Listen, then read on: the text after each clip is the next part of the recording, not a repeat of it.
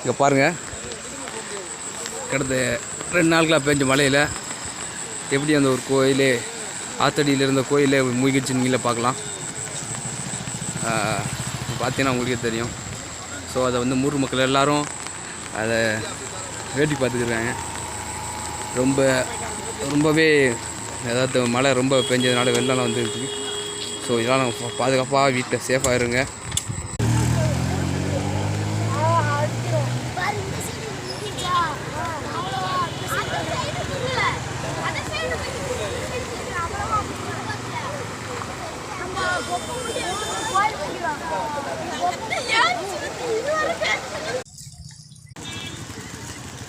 இங்கே பாருங்கள், கடந்த 1 மாதம் முன்னாடி கட்டின பாலத்தை தொட்டு அது எவ்வளோ தூரம் போய்க்கிருக்குன்னு நீங்களே பார்க்கலாம்.